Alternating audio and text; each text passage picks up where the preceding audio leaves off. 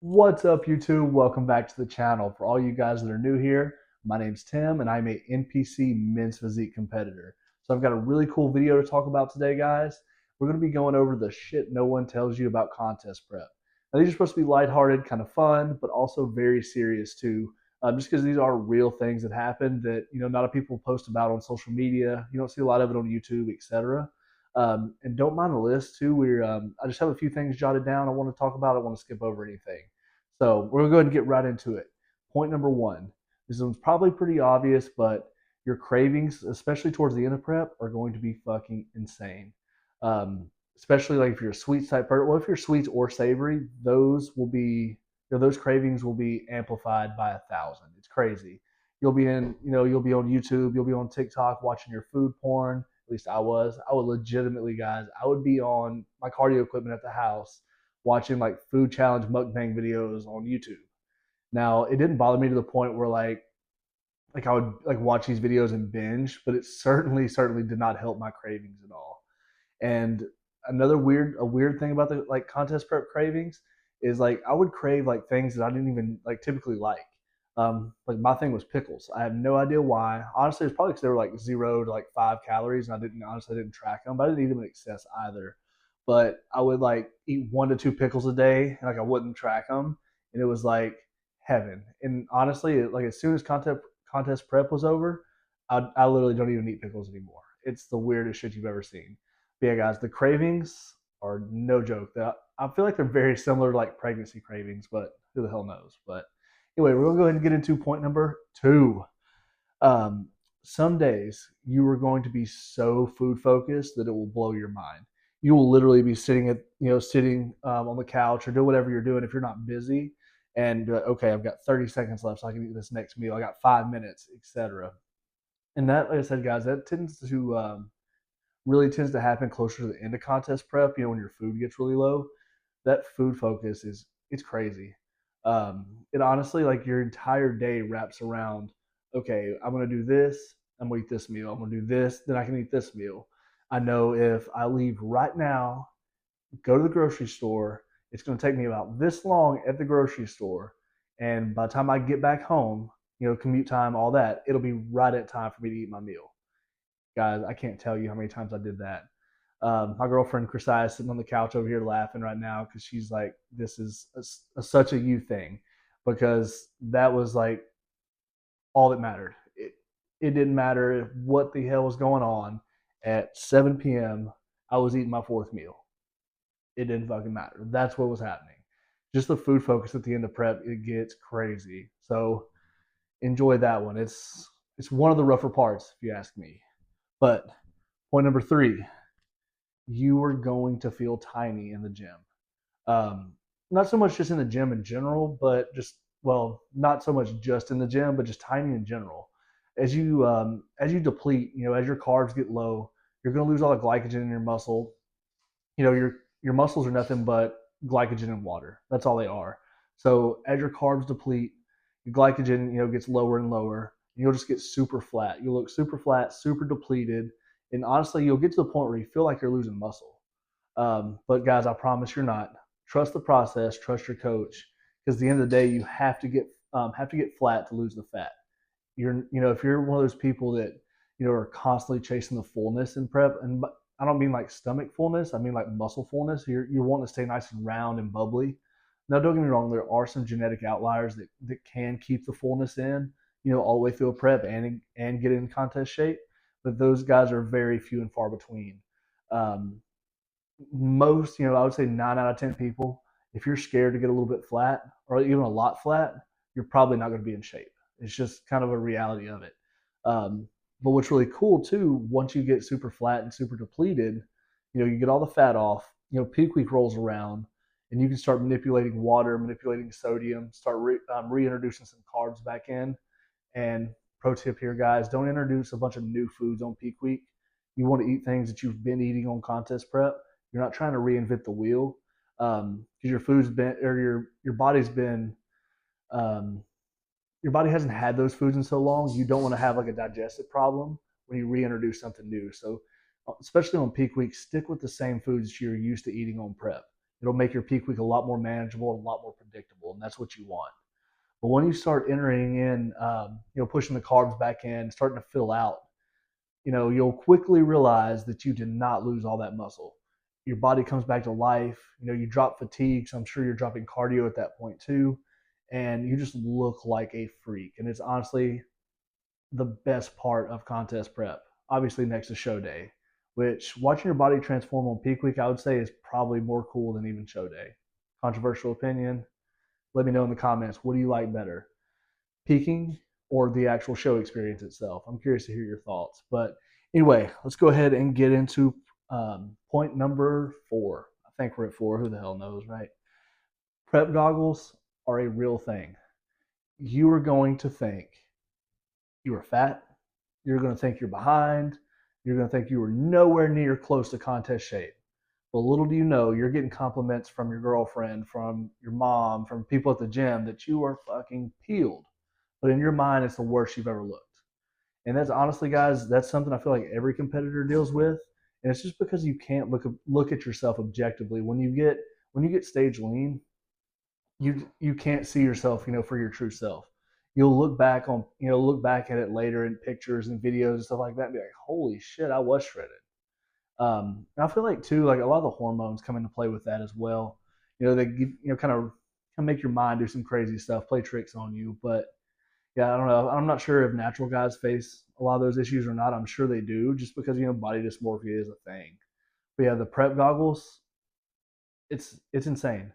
That's why I feel like you need a coach, because you can't make objective decisions about your physique. You're constantly going to focus on the negatives, the bad parts, but you're not going to see like how actually in shape you are, and that just that amplifies closer the closer you get to show day. So the leaner you get, it feels like the worse you look. You're not going to notice that you have ab veins.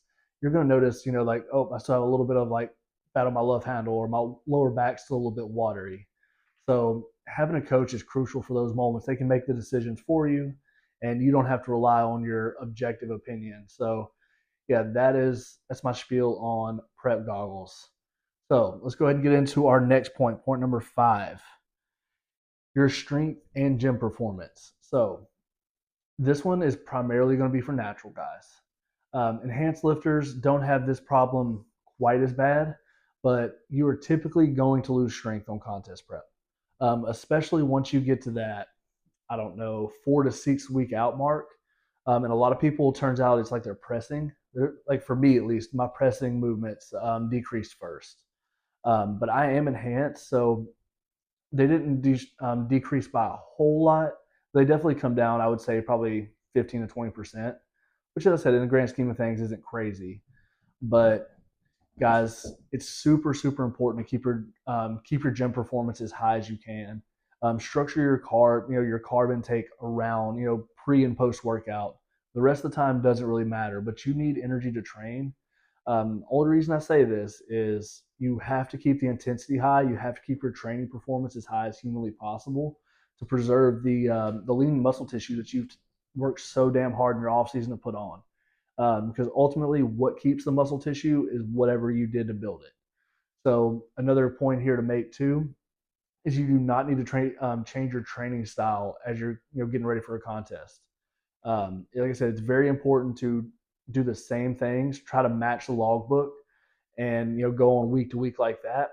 But just know, just be realistic with yourself, especially if you're enhanced. As you start to dry out, certain orals, stuff like that come into play. Be careful with your joints. Make sure you're warming up and all those things, because your joints will become tender. They'll become a little bit, I don't say brittle, but almost kind of clunky. So keep that in mind. You don't want to risk an injury, especially as you get closer to a show. But be realistic with yourself and the fact that you're not going to be hitting PRs at 4 weeks out.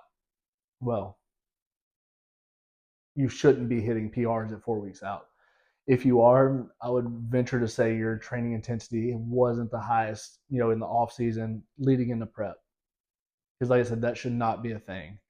At the end of the day, you're ultimately just wanting to kind of match the logbook. If you're a logbook kind of person, try to maintain that strength as best as humanly possible so you can maintain all that hard arm muscle. So let's go ahead and get into point number 5. Okay, this is a fun one, guys. This, I'm going to venture to say, is the worst part about contest prep, hands down, for me. And it's the fatigue. So it's a given on contest prep, you're going to be hungry.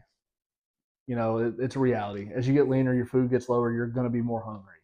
But no one prepares you for how shitty you feel at 4 weeks out when you're low carb and you have zero energy.